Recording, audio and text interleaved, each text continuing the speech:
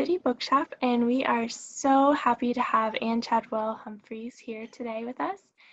We are celebrating the launch of her first book, her poetry collection, An Eclipse and a Butcher, and could not be more pleased to have her perform some poetry and talk to us tonight. We all have a bit of a different event planned. We have some recorded video of other poets performing her work, as well as some that Anne would like to say, and one at the end that I will read for everybody. So if you have any questions, just type them into the chat window and I will voice them for Anne and she can respond. She's really excited to have input from the audience, so please ask anything that you can think of in there. We're going to pause between each one of our little clips from other poets and take questions and have Anne kind of tell us a little bit about the poem. So to give a little bit of a bio for Anne, Anne's family has always had poetry around their home. As a girl in rural Texas, she competed in University Interscholastic League poetry recitation. In college, Anne took honors English. After retirement, Anne started to write through community writing workshops at Richland Library and Shepherd Center of Columbia. Now she takes graduate poetry classes at the University of South Carolina, poetry workshops at Wofford College, and online classes through the University of Iowa, University of Pennsylvania, and Hadley Institute for the Blind. She reads and writes her work using assistive technology. Anne has also been a big part of our Writing in Place conference every year at Hub City. Anne lost her sight as an adult from the genetic disorder retinitis pigmentosa. The process was gradual. In her words, I went from seeing through a hula hoop to donut and then a straw. She prepared with classes in mobility, adaptation to blindness, and assistive technology.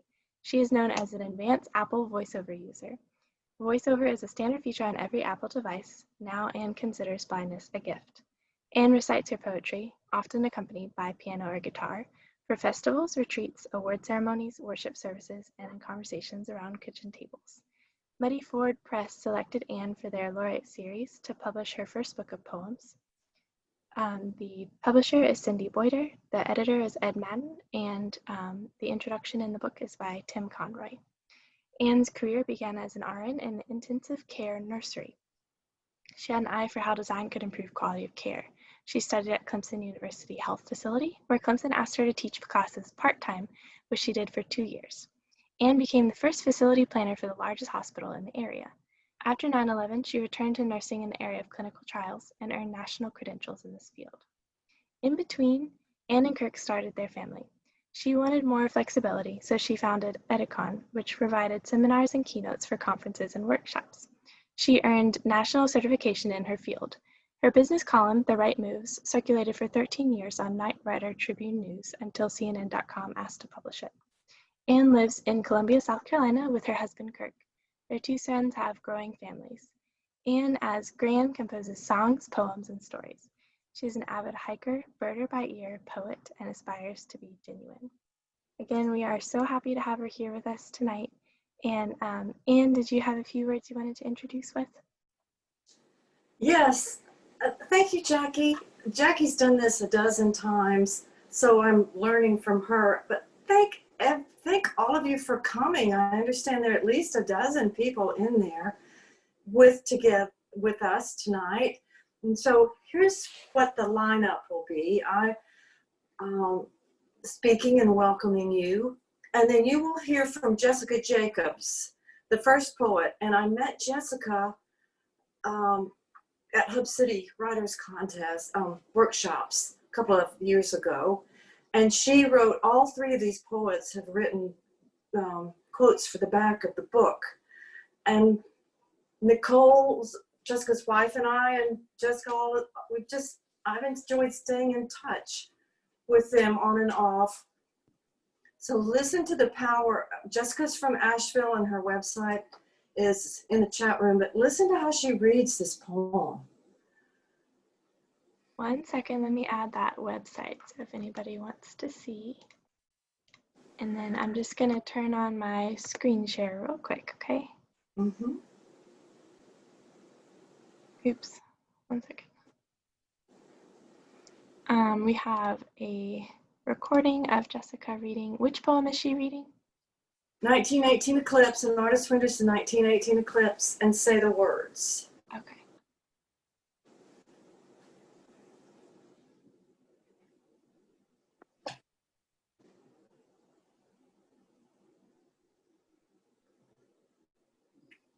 Not getting anything. Pardon? We're not getting audio. You're not getting audio? No. It's playing on mine. Is it playing on the other people's? Let me check. Sorry about that. No, that's okay. I'm here. Can you Ann. hear? Can you hear? That's Mary. I'm here, Ann. Oh, hi, Mary. Thank you. My sister. Hi. One of my sisters. Okay, we're trying to get the video.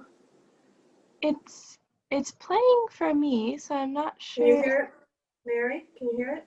I can hear you. Yes. But can you hear the video playing? No, I don't hear a video.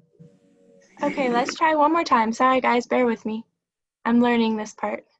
Okay. Much wishes she could have been here, and Anne just gave us Well, here we go. a beaming smile and welcomed us into the group of glorious women that she was a part of. I see Susan Craig here, and I'm sure there are more here. And I'm just so grateful that we've been able to stay in touch, and I could read her poems, and now that all of you can read her poems thanks to Muddy Ford Press.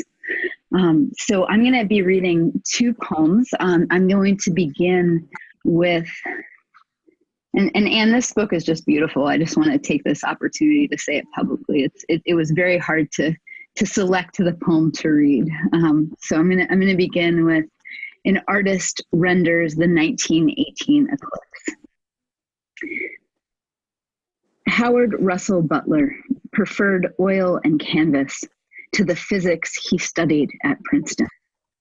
Earned fluency in the language of pigment, could name all the hues of blue. He commanded a lexicon of motion, quiver, flare, drag honed from the commissions for a dozen portraits of Andrew Carnegie, a restive subject for 2-hour sittings. That June, while the Great War raged, Butler set his easel on a rural plain in Oregon in the company of scientists and telescopes. Cameras had proven inadequate. They wanted Butler.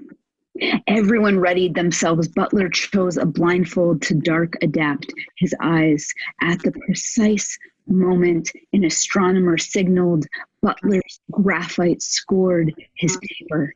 The air moved from the brisk strokes of his sure hand. After 2 minutes, the astronomer warned them. Butler retreated to his impromptu studio on site, blocked out colors and movement on canvas he saw with his eyes. From this, he created paintings which a century later still hold their force. And I had to look this up. I had to look up these beautiful images, which I highly recommend doing, not now, but later. And I found this great quote by the director of the expedition that Butler was on. Who is not interested in the total eclipse of the sun? He who has once seen such an eclipse can never forget it. The slow but graduate obscuration of the sun, the darkness covering the face of the earth, even at noontime, and the glorious sight that meets the eye during the few short minutes of totality. And I was so struck by these words because to me they speak so beautifully to both the poem and to Anne as a writer. With Butler, you have this artist who is able to capture by hand what a camera of his time could not, which is incredible, who trained himself to render with his senses and with the descriptions of other people the world that he could not see. He had that blindfold on with his eclipse. And with Anne, you have this incredible writer whose sight has undergone that same graduate obscuration. But these are the poems that record a poet who sees with her entire being, right? Who sees with more than sight. And this poem in particular, and why I wanted to begin with it, feels like a very personal ars poetica, right? A description of Anne's own stunning process of recall and writing. And it's just a beautiful poem. And I'm just going to read one more brief but equally stunning poem, which to me really indicates where Anne received so much of the strength that you find in these pages. In these lines, you're going to hear a plea for presence and awareness, even in difficult situations when it would be easier to turn away, which we're really being faced with so often right now.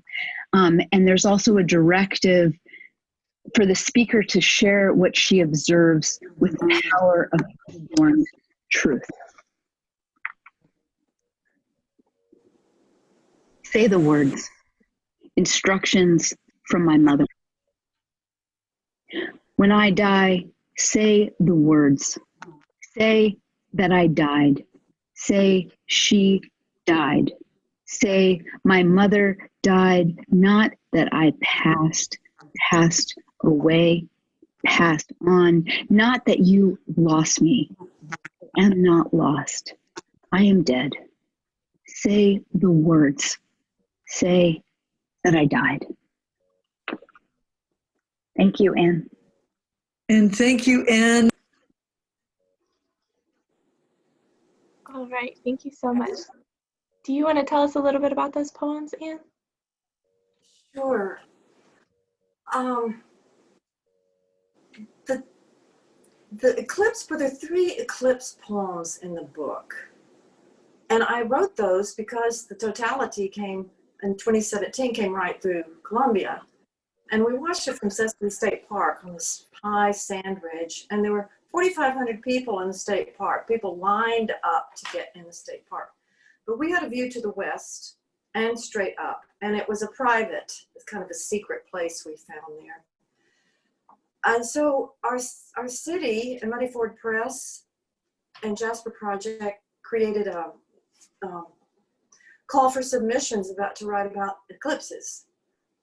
And as I was researching eclipses, the vocabulary, I read about the history, and that was 2017 was when ours was, and then the next year would have been the centennial of this one, of which I wrote, and I felt it was worthy of honor, and it was a fascinating story that you look back a century ago, what cameras could and could not do, and the fact that they needed someone who knew color, who knew motion, and invited him not just on this particular trip, but many others through the 30s, 20s and 30s. He was trained as a physicist, but he turned out to be a portraitist. So I really like history. There's that background. And then the Say the Words came directly from my mom, who is 90, and my father's 91. They're still living.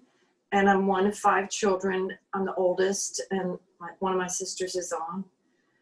But when my mom gets to the point, and they're anticipating their deaths and have been very kind about it and teach us how to age with dignity. They're never grumpy. They're complimentary.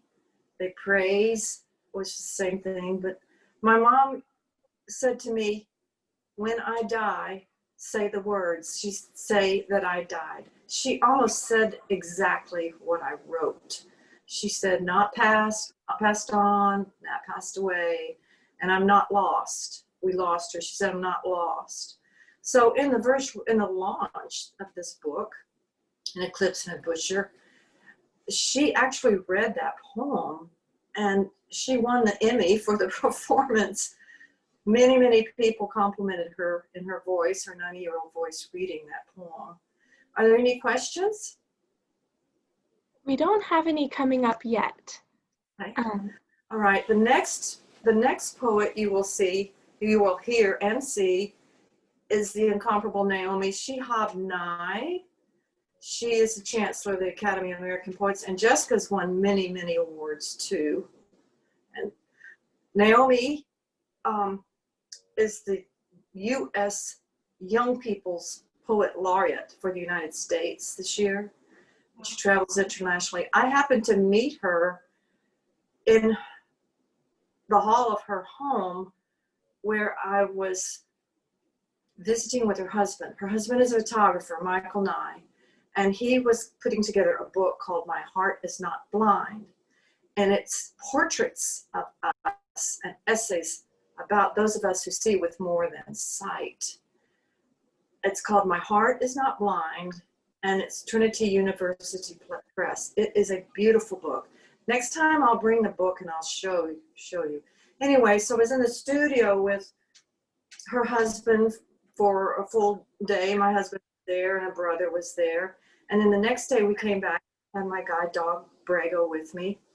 And we were shooting outside pictures. So there was a portrait taking, and then there were the interviews. He asked me beautiful questions, and then he edited all that down, framed all the pictures alike, and it's a museum show. It's a traveling museum show.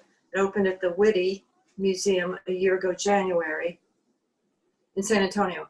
But as I was getting my picture taken outside, my dad was holding my guide dog seated in lawn chairs, and Naomi came out to, well, I think we met her in the hallway. She had groceries in her arms, but she put those down and she came out and began speaking with my dad. Now, I couldn't really hear what they were saying. I sensed it. I couldn't see them, but I could sense. He was seated, and she brought a book of her poems to read to him.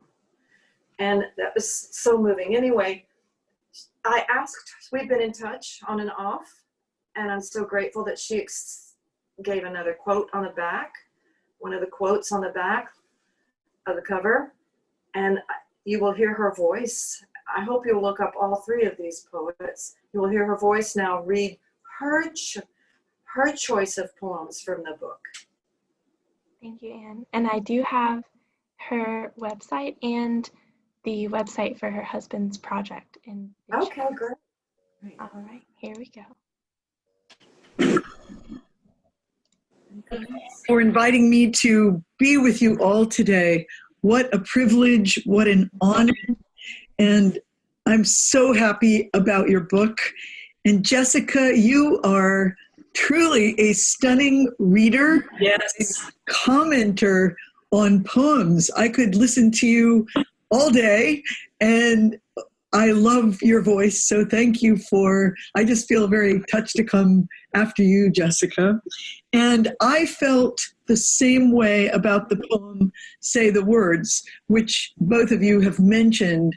I felt that it was a poem of a lifetime. It was a poem I had been waiting for all my lifetime, and I had never seen anyone write it before you, Anne. You have done such majestic, gorgeous revelation making in this beautiful book. So thank you, Ed, for all you've done to bring it into being. I'd like to read my comment from the back, if that's okay. I rarely have such an opportunity, but I feel this about all your poems, Anne.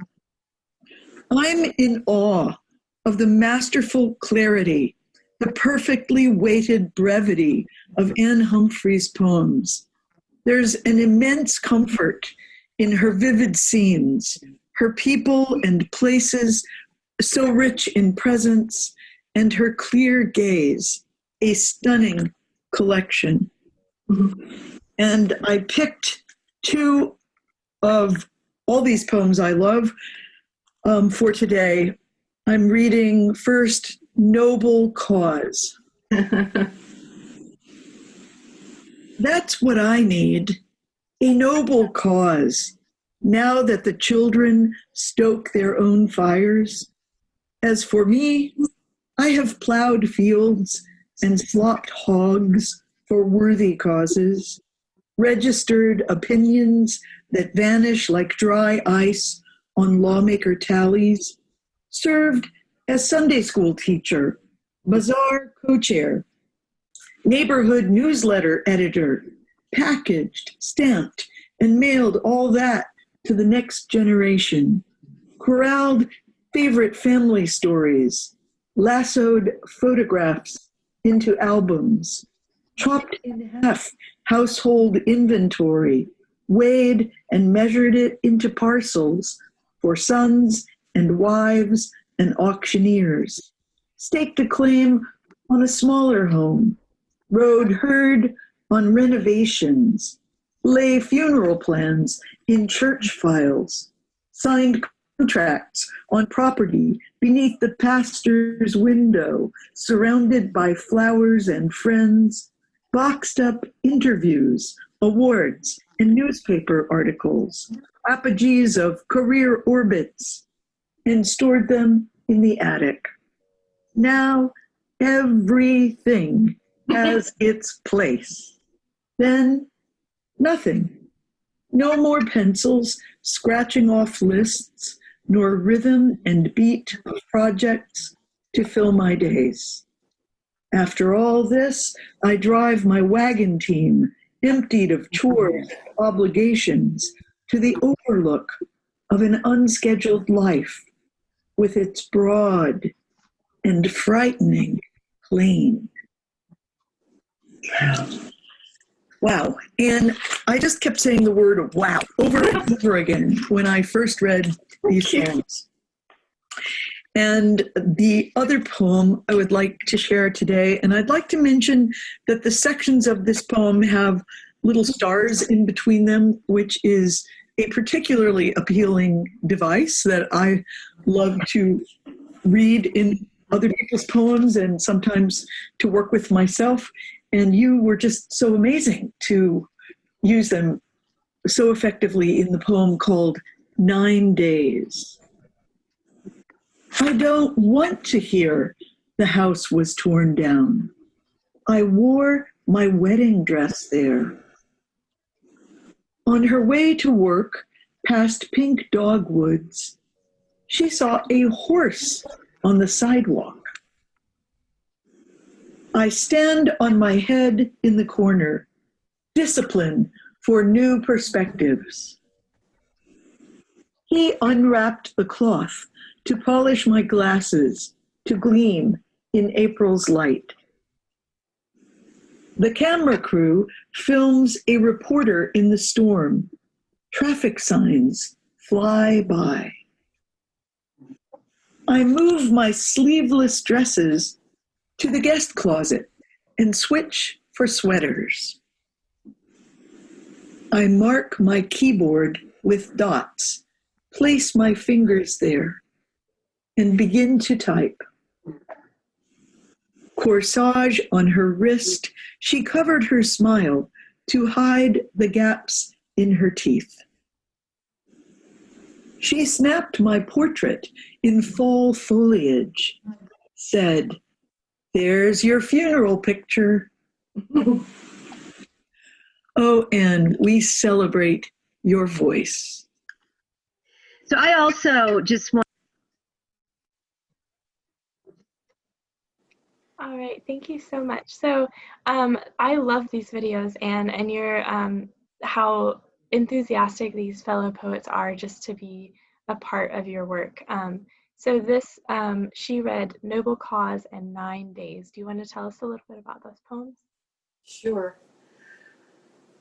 Again, commentary on how they read, how Jessica and Naomi have read, and wait, and you'll hear Marjorie read, the skill of reading. All right, in 2016, my husband and I decided to downsize after 25 years in the home where we raised our children. And that process was wrenching. And so that's what that's about. You could say just plainly downsizing. And yet I live by lists. There were always lists, and I have people helping me.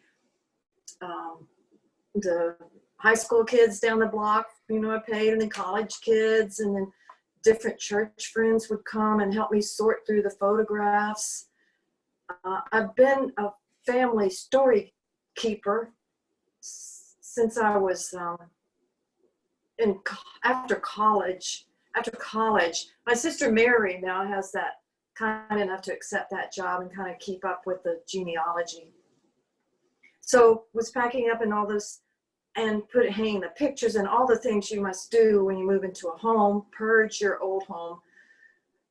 And then suddenly I was in this guest bedroom, and it's like everything was done. And it was such a shock. And I thought, now what am I going to do with myself? I had started taking the poetry class with Nikki Finney. I was able to study under her the fall of 2016. So we moved into this, we're in our home right now, moved into this house the December of 2016. So I had been writing at the Shepherd Center, just community writing classes, and taught by nationally accredited high school teachers. It was fabulous. The class, they were great teachers. The participants had wonderful stories to tell, or memoir and humor and poetry. I found after writing a while that I got lost in the prose, too many words. Even the memoir, people asked me to write about the book about my guide dog, Brago, a memoir, but it's too many words, I get lost. So I like poetry because it provides boundaries. For me, I write in form a lot. So that's the background of that one. It was curious. The morning of the event, my youngest brother, John, called and said, tell me about this poem, Noble Cause. And I said, well, you tell me what you see in it. And he said, no, you tell me what you see in it. And I said, I'm the oldest sister, I'm the poet, you're supposed to talk. So anyway, I gave him a background. It's curious that he selected that one, picked that one out, and Naomi picked that one out. The 9 days, this is a clever technique. I've not heard this before. Ed Madden was a remarkable editor, remarkable.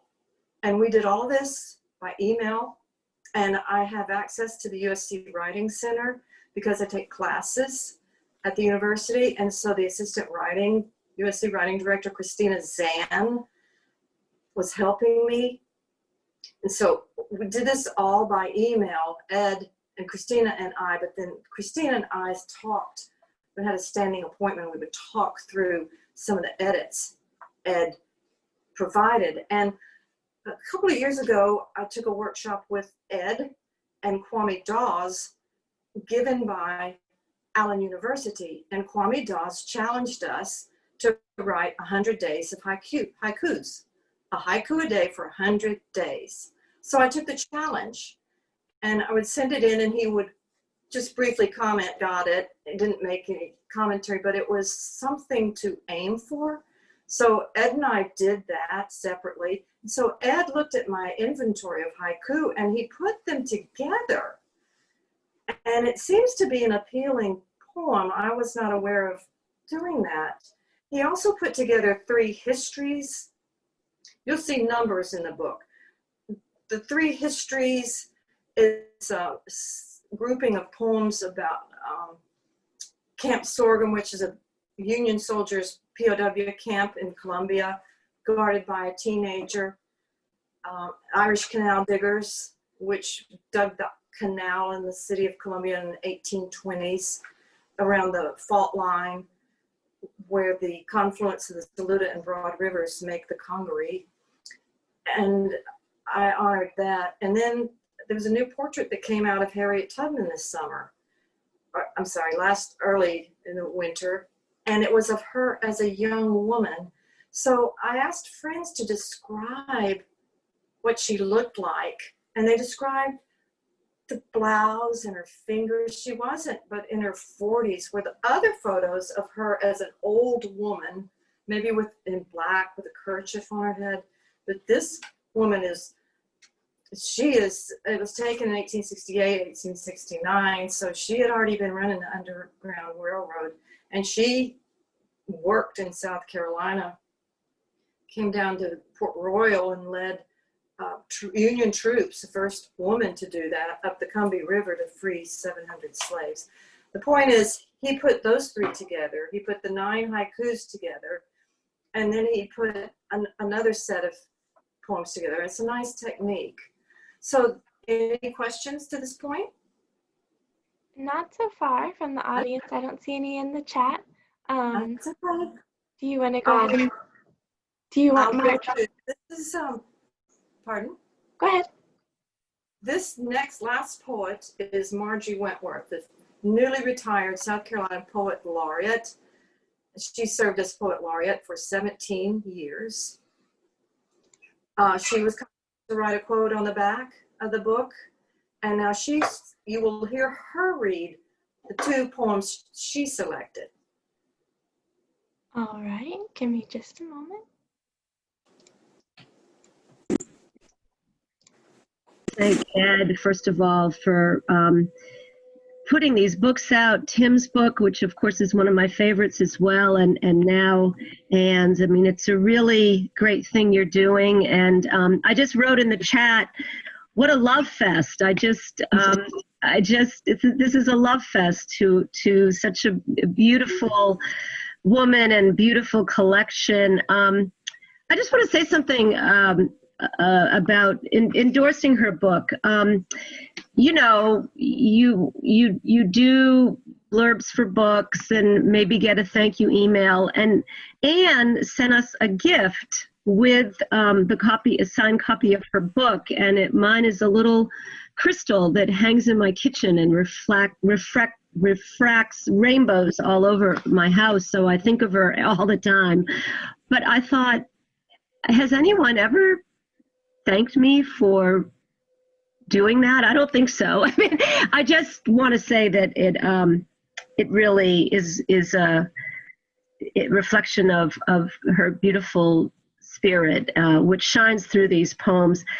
When I wrote about the poems, I talked about the wisdom in these poems, and I really learned just so much about being a human being reading this work. And I chose a poem from toward the beginning of the book. The poem is The Virtual Tour, and then another poem at the end of the book, which is, of course, in 3 different sections. And the sounds in this poem, The Virtual Tour, are so beautiful. There's so much alliteration and assonance. And for those of you who aren't poets, I mean, the combination of sounds, letter sounds across the line, a kind of chiming, that's just gorgeous. And I love reading these poems out loud. So I'll read The Virtual Tour. She counts off 19 steps to the porch, crosses the threshold to plunge into a pool of April sun, planing through the picture window. She feels its warm gold on her thighs. From the voices she knows so well, she hears nuanced tones of their pleasure and pride. They coach her to angle the lens to highlight the red rocker, pie safe, sun self-portrait. The bound carpet leads to the back door and courtyard with blue jays sassing in the sugar maple. She weather vanes north, south, east, west, considers where to hang a hammock. Back inside, she trails the chair rail to the entry, curtsies her goodbyes, unfolds a white cane, she'll tap her way to the mailbox.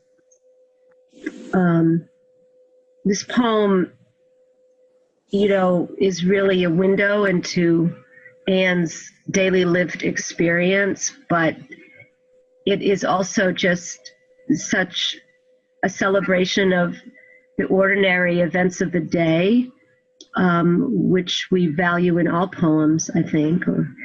It's a gorgeous poem. And I was so pleased that no one else had already wanted to read that one because it's one of my favorites.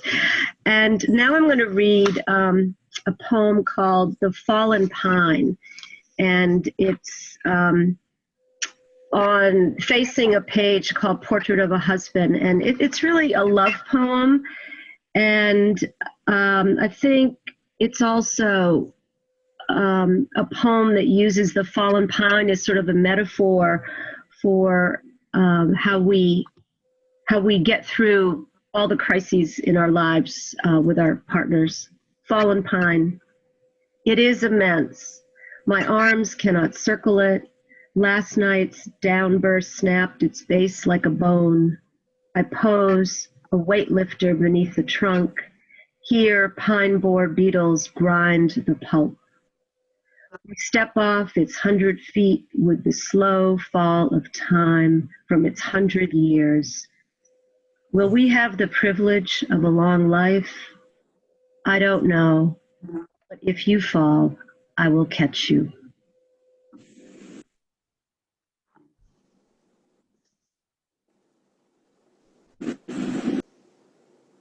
Right, that was beautifully read. Oh.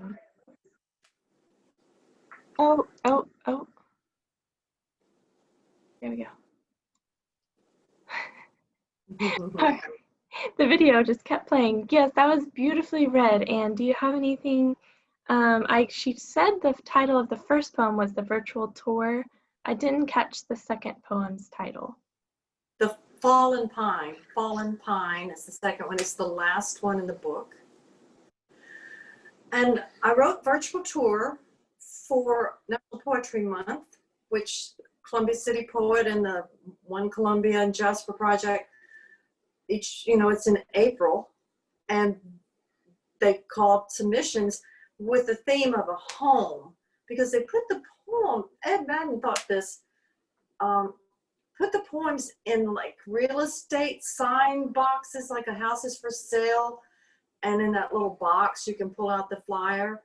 So people would walk around the neighborhood and then there would be several poems in there and they were replenished. So I wrote about moving in to this home and showing the home to our parents with their sister, another sister with the iPad. And I just found it very meaningful to do that.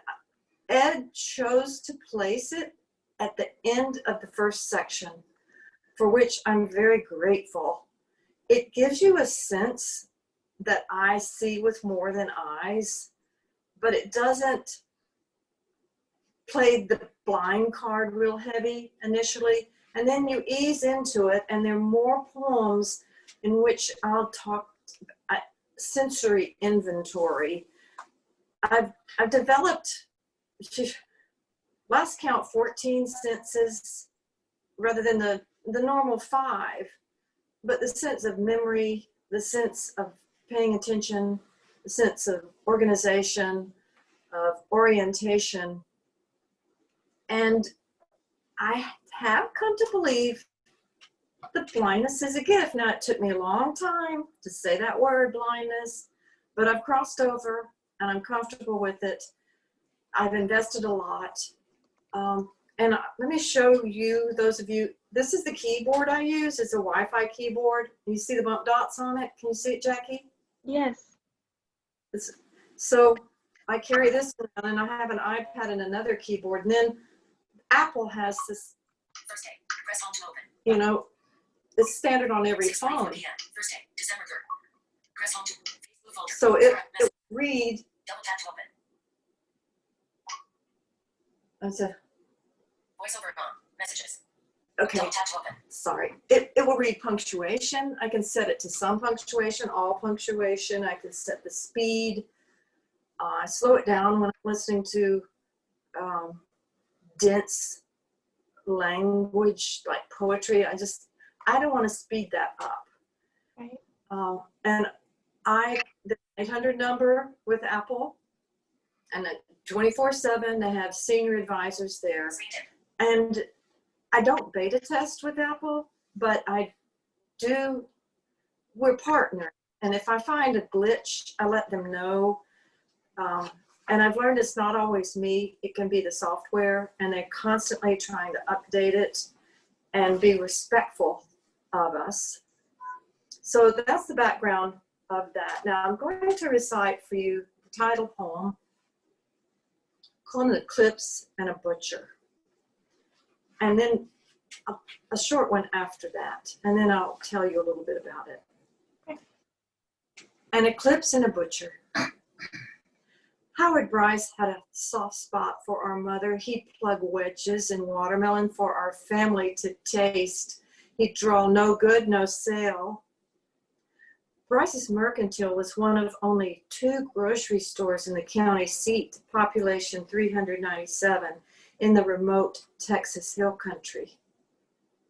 Saturdays, our mother, whom people thought to be more beautiful than Jacqueline Kennedy, piled 4 of us into a 58 station wagon, no seatbelts, no air conditioning, to drive 13 miles past sheep and goats, summer camps, and tourist cabins to the tiny market on the courthouse square. When we pulled in, we kids tumbled out to race through the screen door. Not yet 10, I had been entrusted to order our usual 3 pounds of hamburger. As I approached the lighted case, Mr. Bryce sang out, "And how is Miss Ann today?" He asked about the great white Pyrenees puppy he had given our family.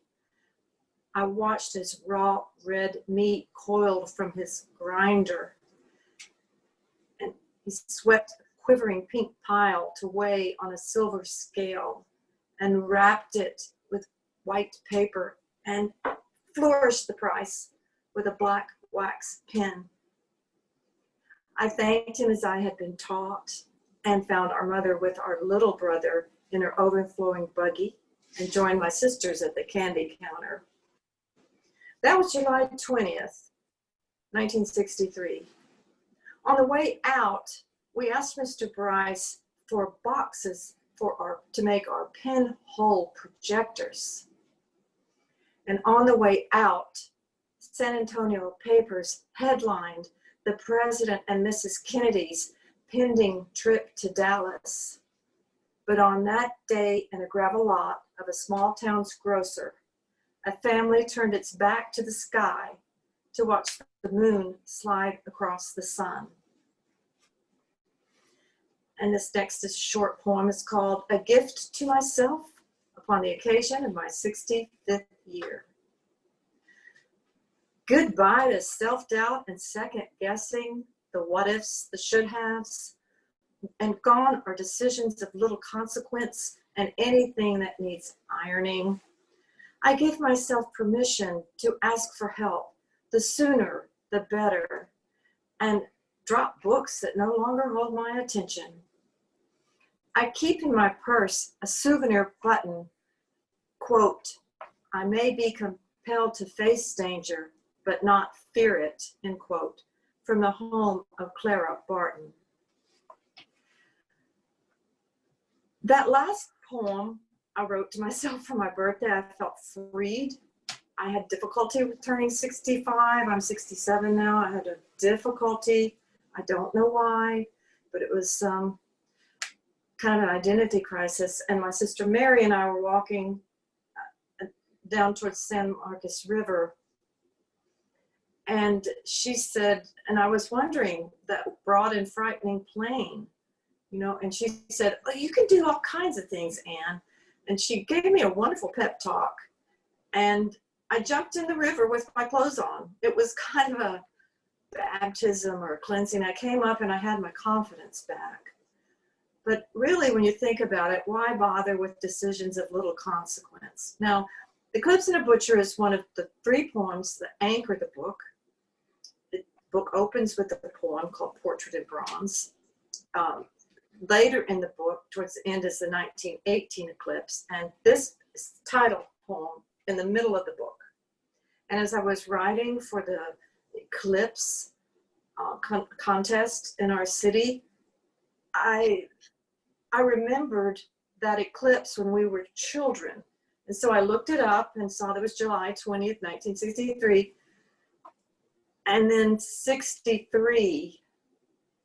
And then I looked at what else was happening in 1963, and my mother was a beautiful brunette. like Jackie Kennedy, about the same age. And so I projected, I just put, those of us who were alive then, I remember where I was when Kennedy was shot. But that was July. That was before he was assassinated. And I just somehow linked that with the eclipse. Ed said, maybe you just want to use the word eclipse for the title. And an Eclipse and a Butcher is a distinct title. But I respect his opinion, so I sat on it for a week.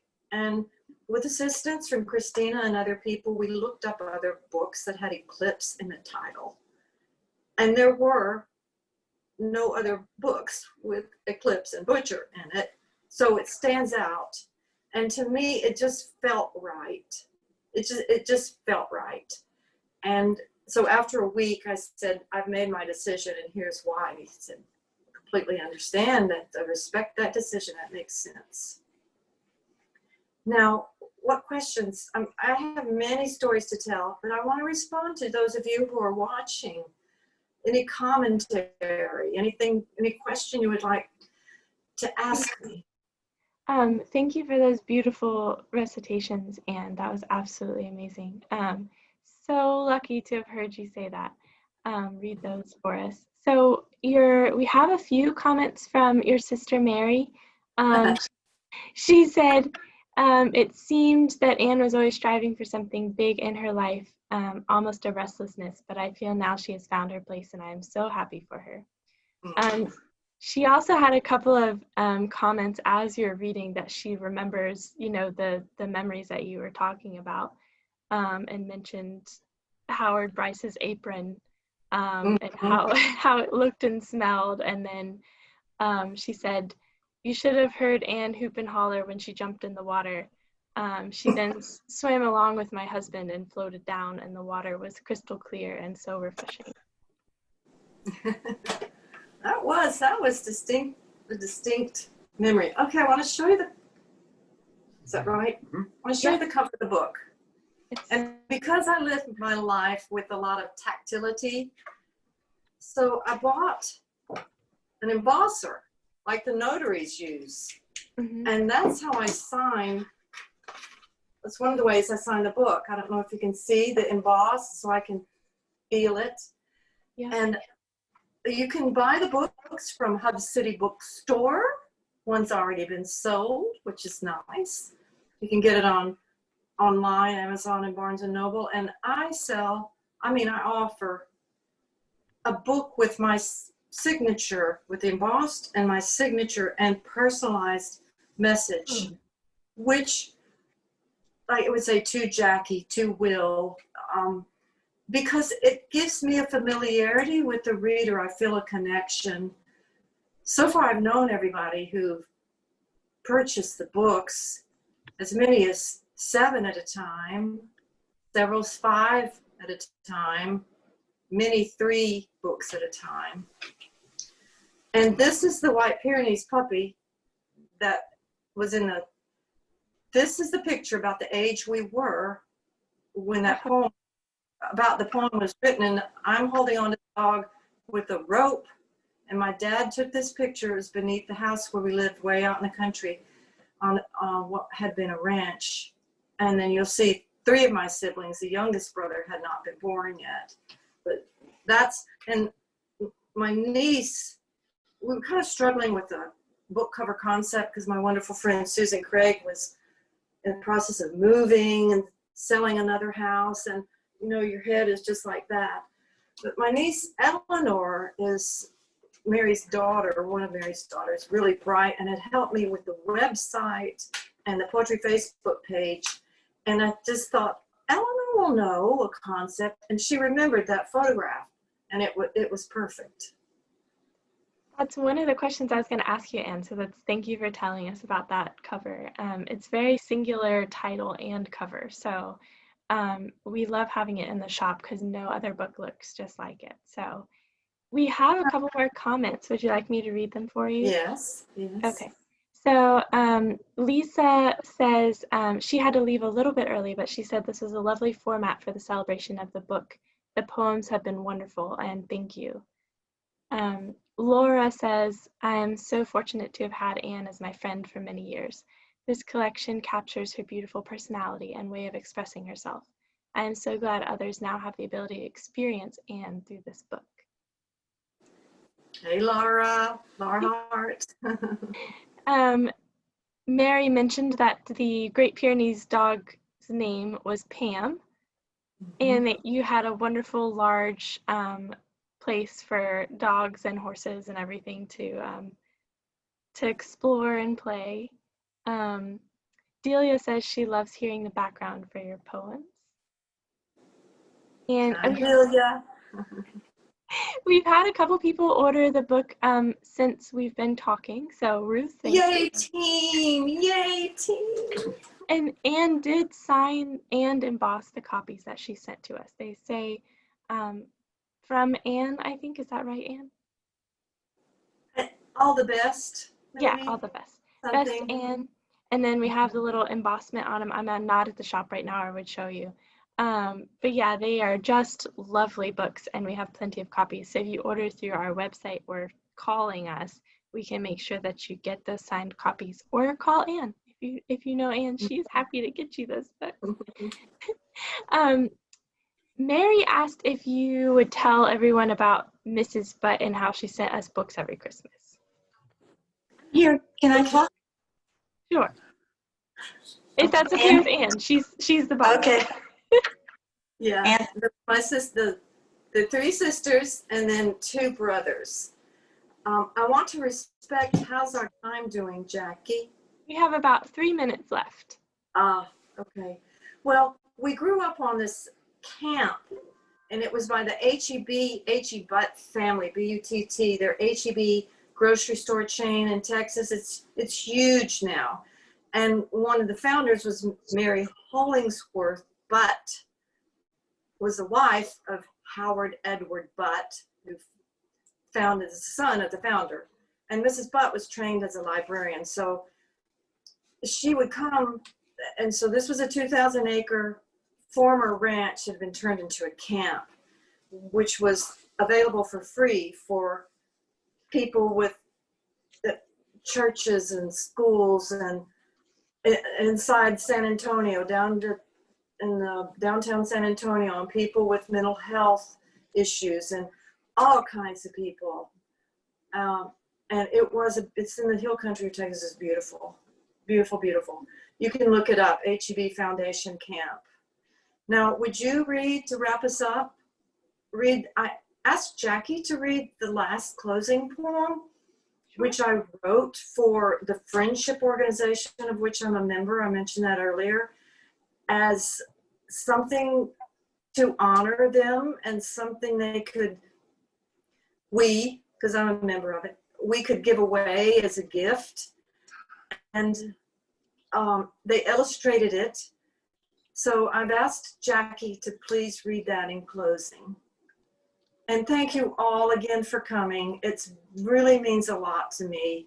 And I thank Hub City for hosting this. You're such innovators. We were so happy to host this with you, Anne. And I did love the story about Mrs. Butt. Thank you for sharing that, and for Mary for bringing it up. So the poem is Friendship. Blessing. The friendship blessing. A friendship blessing. There we go. When friends are gone, let us be your company. When you feel restricted, let us restore you. When you have places to go, let us take you. When you can't see a way, let us make one. When you are reluctant to ask, you can ask us.